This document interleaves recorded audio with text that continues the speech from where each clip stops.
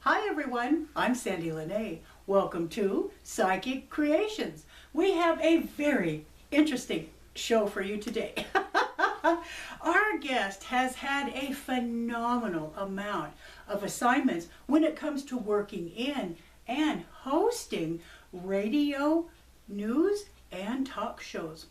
Please welcome to Psychic Creations, the news and program director for KNVC 95.1 FM Community Radio in Carson City, Nevada, the awesome Brian Bahouth. Yay! Hi!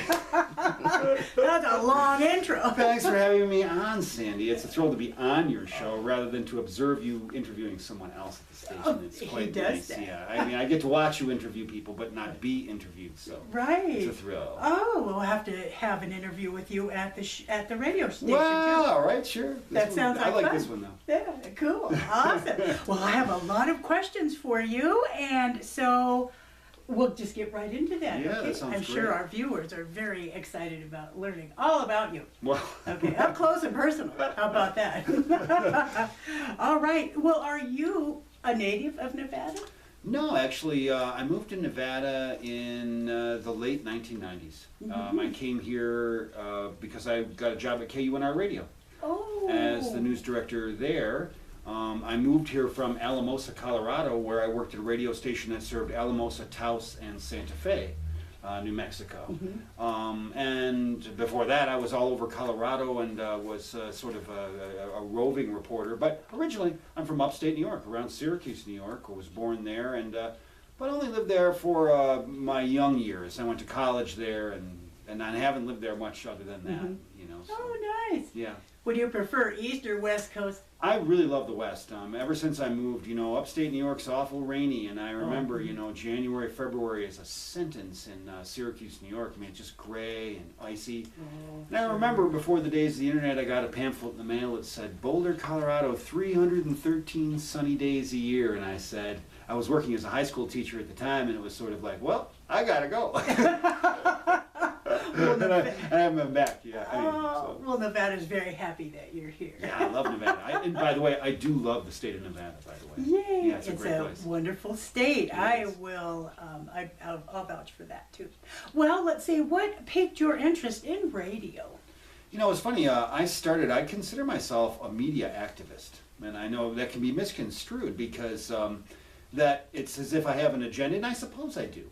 But it is in service to the public interest. I've only ever worked as a public media reporter. I've never worked in a commercial milieu at all. So the way it started too was kind of interesting. When I first moved from upstate New York to Boulder, Colorado, I'm an avid skier, so I moved actually to Winter Park, way up in the mountains, right? And I got a job as a janitor at a ski resort. Nice. At the Winter Park Ski Resort, because why? No one skis more than a janitor. Okay. Right? They work at night and ski during the day. I have a Right. full ski pass, a locker at one of the best ski resorts in the world. I'm down with that. Awesome. But the problem is that they were conducting random drug testing on the janitors and all the employees at this Winter Park. It was the city of Denver owned it at the time. And I felt my Fourth Amendment right to privacy was being distinctly violated for no good reason, right? And look, janitors who work at ski resorts will smoke marijuana now and again. And there's no reason to dismiss very good janitors because they smoke a little marijuana before skiing. Right. So it is. But we began a pamphleteering campaign. And we put out pamphlets and we described the situation, how we thought our Fourth Amendment rights were being violated. Well, this ultimately ended up becoming a 64 monthly magazine called the Colorado Spectator. Okay? So from there, we had it printed down in Boulder and distributed it in Boulder. And then brought it up to the mountains and distributed it all over Colorado high country, right? Had an entertainment guide. It was a successful little magazine. Actually made money. Well, down there in Boulder, this woman who worked for KGNU, a community and public station just like KNVC, read it. And she wrote me and said, hey, you ever think about doing any radio? Now, my degree was in writing. I had a degree in writing. I was a creative writer. I wrote a lot, and I wrote a lot for The Spectator. Obviously, I edited it. So I I said, no, I never had. But I was breaking up with my girlfriend at the time who I was living up there with, and I said, I'm getting out of the mountains where there's 10 months of snow a year. I said, I'm going down to Boulder and be a radio volunteer. And that's just promptly what I did. Oh. That's what got me into radio, because I've never minded being poor. I've always been, not embraced being poor, but I'm not afraid of being poor. I just adjust my spending accordingly, you know what I'm saying? Sure. And I'm more interested in doing what I want to do. So I worked any shift at that radio station, KGNU in Boulder, 2 in the morning, 3 in the morning, hosting, fill-in hosting, whatever. But I made my living within 6 months as a freelance radio reporter. Did you? Oh. Yeah, and then ended up working at a homeless shelter to kind of make ends meet. I cleaned houses to make ends meet. And then I finally got a job as a news director at KRZA down in Alamosa. But before then, I was the Mountain States correspondent for the Pacifica Network News. And I traveled from the Canadian border to the Mexican border and reported on mostly land use, human rights, and environmental issues for a daily national newscast based in Washington, the Pacifica Network News. Goodness sakes. What a beginning resume. Yeah, that's how I started out in journalism and radio. And I've actually never taken a class in journalism, though I've taught several. Yeah, sure, yeah. Oh. It's kind of funny. That is awesome. So that was your very first radio engagement then? Yeah, it really was at KGNU as a volunteer at a community radio station. That's something. Yeah, and that's why this is why I've worked at both public and community radio stations, and there's a distinction to be drawn. They're both public media entities, but a community radio station, as you all know, engages volunteers and individuals to produce regional radio with a local focus. And my motto is that it's politics and really good music are too important to be left to professionals. Oh, I get that. Our producer's laughing in the background too. Right. I get that. Right. Yeah. And so to engage people, to watch somebody, I can give you an example here at KNVC, where a person who for their whole life has wanted to be a radio DJ. They've wanted to express themselves through the radio, to play music, to describe it to others, to share their joy and what they see as good. And to watch this change somebody late in their life, you know what I mean, where they never did this before, and all of a sudden it has come to fulfillment. I've seen some people really sort of hatch, with radio. Same with public affairs reporting, you know what I mean? If you send somebody to the legislature and they feel empowered this way, you know what I mean, you can really do some good work as a citizen journalist, and that's what we aim to do, You're so passionate with what you do. Your aura is just awesome when you speak about this. Oh, how fun. That's funny. Well, how many other radio stations have you worked at? Well, I've worked for so many. Like I say, KGNU in Boulder as a volunteer, then KRZA down in Alamosa. And that was a great little station. KRZA is K Raza, like the Raza movement.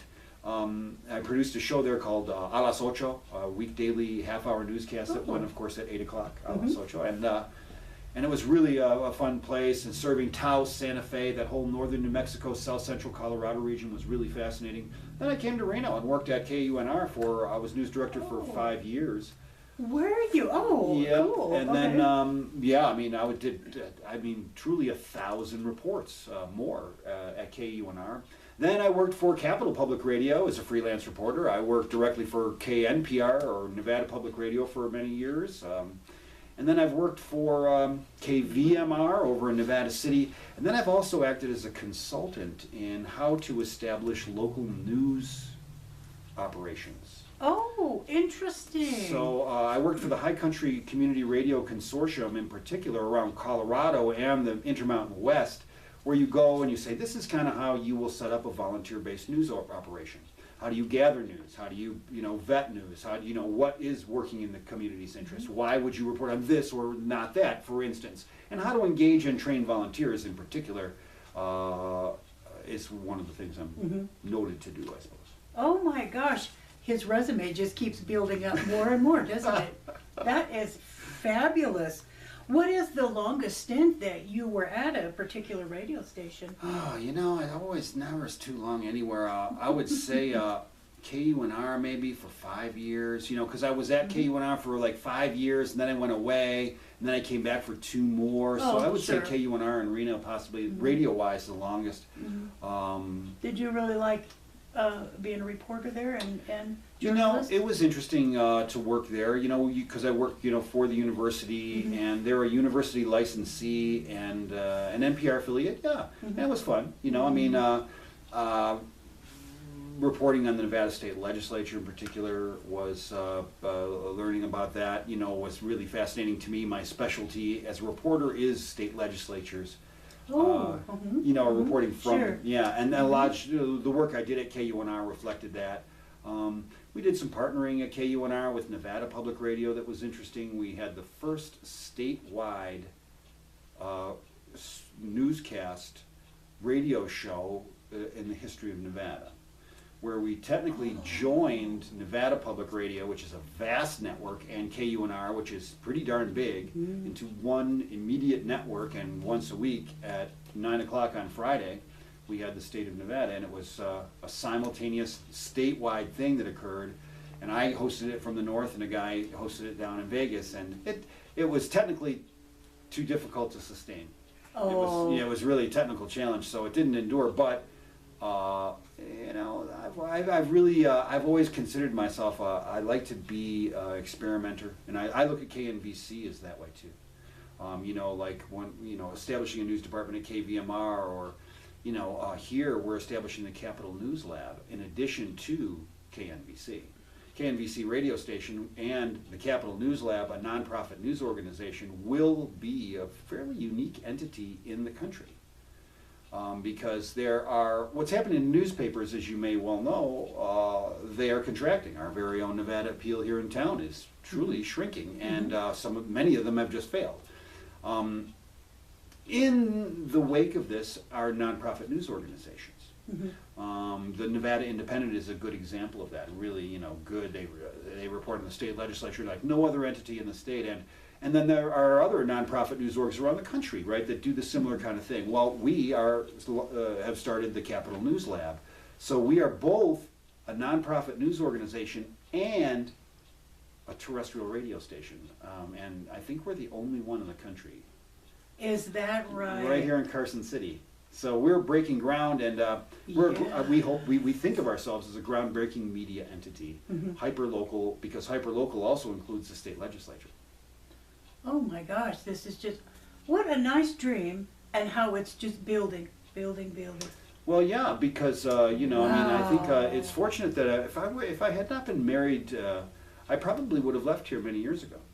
Okay. Honestly, my wife works at the college, as I may have mentioned, UNR, and if not for that, I probably would have been working at some station somewhere else.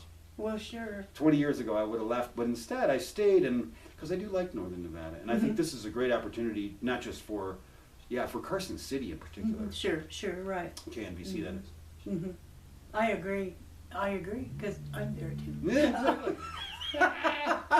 Well, what is your most interesting or famous newscast that you had the opportunity to report on? Man, you know, I've had so many interesting things. Back in 2008, I was the only reporter based in Nevada to interview Barack Obama. Really? Yeah, that was interesting. And I got this connection through my old Pacifica network, the way that happened, and that was really a thrill. That very same year, I don't know, I interviewed Ron Paul himself, sat down with him hip to haunch like this for half an hour. And many others, Ralph Nader, on and on, many Graham Nash I've interviewed, Dr. John, many people. And this to me, George McGovern, you know, Bobby Seale. But you know, some of the most important stuff I've done was like reporting on Matthew Shepard's funeral, or reporting on the logging activities in the Northwest regarding redwoods. For instance, I was sent there by the Pacifica Network News back when an activist was killed. And it was fascinating. This guy, they were out there protesting, cutting down old growth trees. The loggers cut down a tree. It killed this kid who was one of the activists trying to protest it, right? I mean, really squished him pretty bad. Oh boy. So the activists blocked off 250,000 acres of forest and declared it a free state. Interesting. Yeah, so I went there, and rather than, just kind of report on it from the outside, I really embedded myself. I actually camped on the mountain with them, stayed there down at the barricade at night, and this was really great, right? I'm just thinking back to this now. I can see it now and hear it now in the dark and the night. They had all these couches and stuff set up as a barricade on this dirt road going up into this mountain, and there are all these hip, I call them, they were kind of, they were logging activists. They look like it, okay? And they're all there, and I'm right in there with them, right? And I'm recording, and cars are going by, and they're throwing stuff at them, bottles and stuff. Okay. All of a sudden, this is a serious deal. These loggers are out of work because they're doing this, okay? They're mad. The truck pulls up in front of the thing, right? It's gurgling. They're like, "What do you want?" You can hear the nervousness in the activist voice. They're like, "Who knows? This guy's got a gun. Whatever, man. These are rough dudes, loggers, right?" And so, "Well, what do you want?" And we hear this laughter, right? And the next thing you know, and they said, "We want women." And they're like, "Women?" I'm like, "Yeah, why you give up a couple of women? We'll leave you guys alone." and as disgusting as that is, right? It was quite a relief to hear that. You know what I mean? It was like, Okay, thank God, that's all they want. You know what I mean? In terms of, they're not going to start shooting, okay? Right. So, but this was an amazing scene to report on, and to me, that kind of tape and that kind of bearing witness, this is the way I look at my work as a scribe. I really am a scribe. If you look at it, you can be a scribe or you can be an oracle, and I think this distinction is one that is plaguing the nation. Right now, because we have many oracles and few scribes. People who just write it down and bring it forward, man. You're as far out of the story as you can possibly be. And this is the way I view my imperative. I'm like some sort of breed of dog that does this. Okay. I'm really on it, you know what I mean? Right. That's the way I approach it. Sure. With reporting, so that kind of thing. So a lot of those interviews have been the more important thing. Reporting on some issues that have affected elections have been really, for me, very meaningful, that I can tell has helped inform voters and change the outcome of votes. This has been significant. In Colorado, nice. A couple times where you just know that you can do something and you've done something that matters. It's not about advocating Republican, Democrat, bipartisan, nothing. It's about forwarding truth and seeing people act on it. Very good point. Very good point. Right? I like that. Yeah, it's the role of a reporter, I think, in a real sense. Sure. You report. You report. That's right. I like. I just love the way he thinks. That's so cool. Well, then my next question was: you like to report on or conduct interviews, and do you do interviews while you're reporting, or reporting while you're conducting interviews? It's really interesting. I've got a lot of thinking. I've done so much thinking about how to approach that activity with an audio recorder and a camera. The two things I've really now been working at developing these skill sets for many years. So there's three things. To me, it's a combination of using that audio and capturing audio, which comes in an interview, ambient sounds, this sort of thing, but getting quotes from people. That's news. Right? That's a brand new news. We're making quotes right here. That is in essence news. So I work in that milieu. I need that audio. I want it sound rich. I want it clean, and I want a nice listening experience for my person who consumes what I make. Then there's a print component. I love to write. I have a bachelor's degree and a master's degree, and the master's degree is in writing, and with an emphasis really on writing for the spoken word. And so to me, I love to bring those things together. So it's images, written words, and beautiful audio. And this is the essence of a public media reporter. So I really don't work in video, and I'll tell you why. For the reasons that we're here on this camera, I'm a reluctant appearer on a camera. I'm not glad to be on a camera necessarily.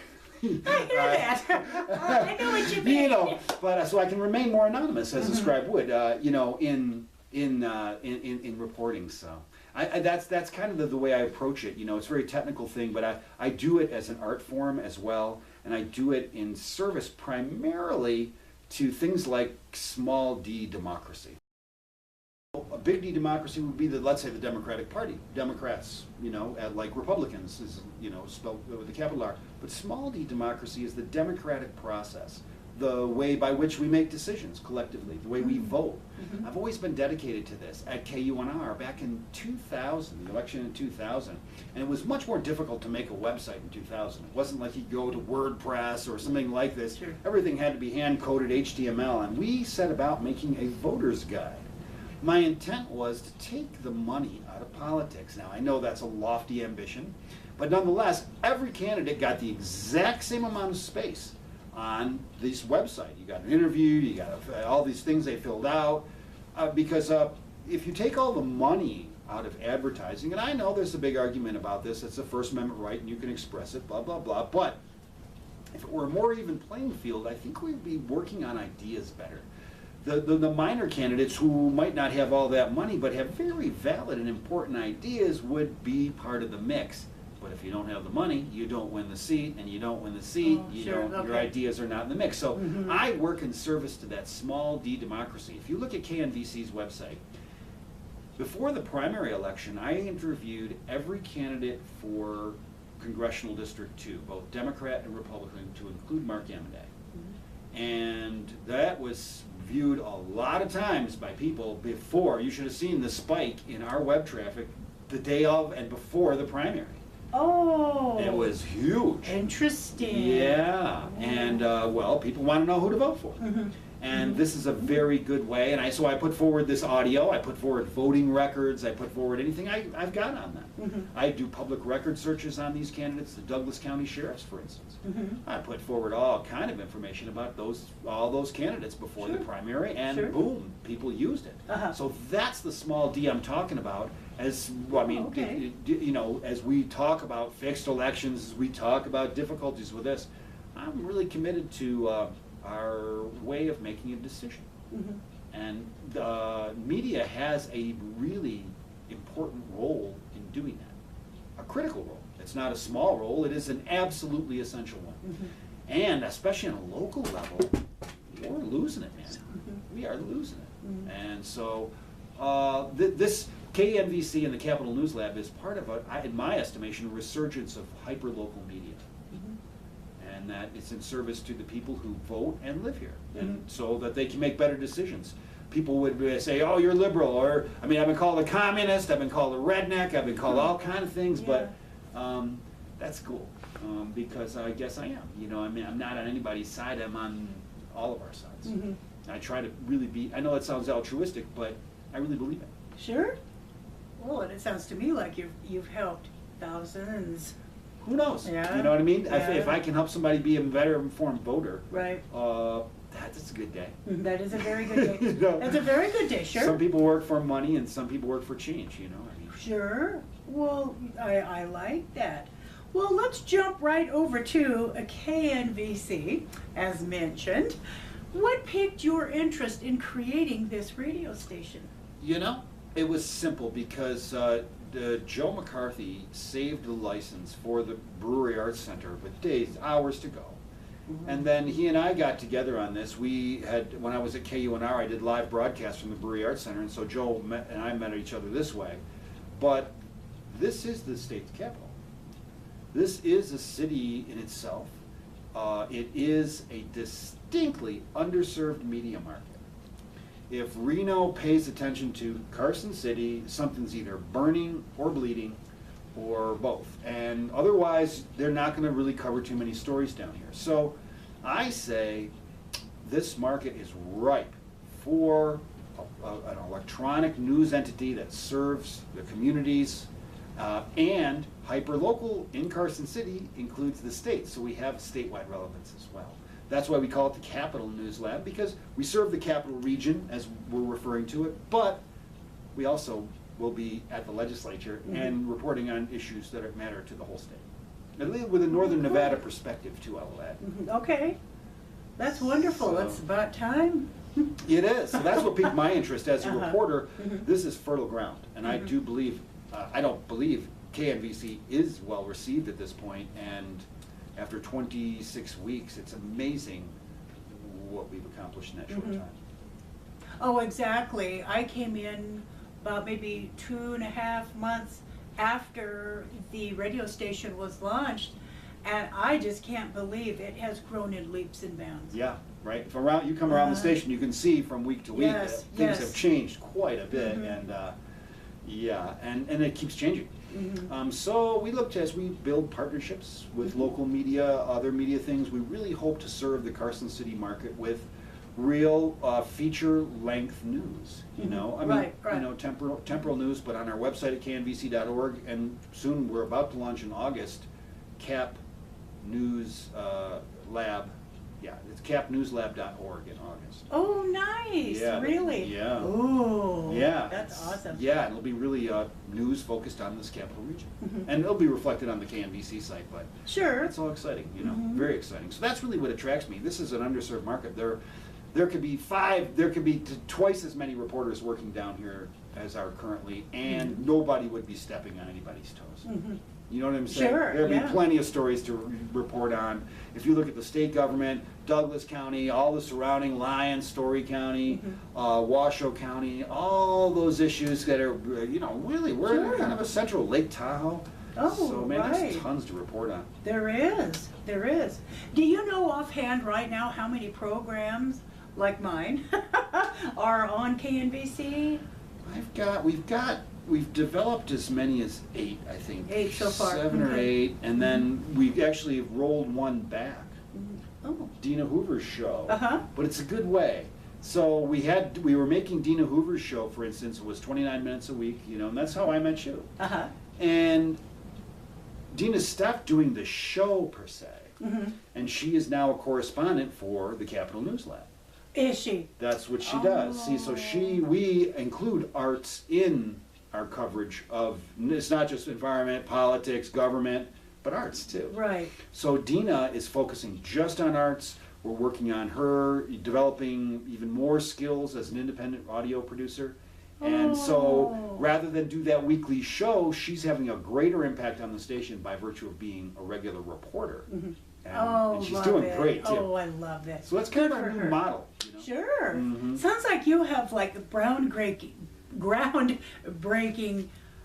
well, events and programs, and I don't even know what I want to say. I'm just floundering here because I am so impressed with how this station has just taken off. From Arts Unknown. Thank you so much. And you're part of that, Sandy. I am part of that. Yeah, you are, and a really distinct and unique offering. And this is what I would say about your participation is that it is emblematic of our station in that what we have, you're not going to find anywhere else in the airwaves of this northern part of this state, and that will include your show.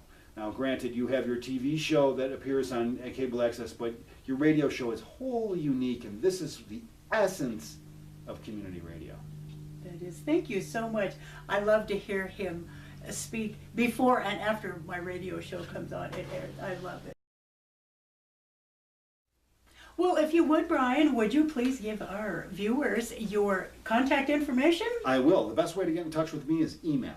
It's brian@knvc.org. It's Brian with an I at knvc.org. Drop me a note. I do answer email. And yeah, I'd love to hear from you. Awesome. Thank you so much. I just want to say this was an awesome, awesome interview. Thank you so much for being a part of Psychic Creations today. It's my pleasure. Thank you, Sandy. You. All right. Now, if you want to become a guest on Psychic Creations, you can get a hold of me at my website, which is www.sandypsychicstones.com, or at my email address, which is admin@sandypsychicstones.com. Again, thank you so much, and thank you, viewers, for watching Psychic Creations, and we'll see you next show.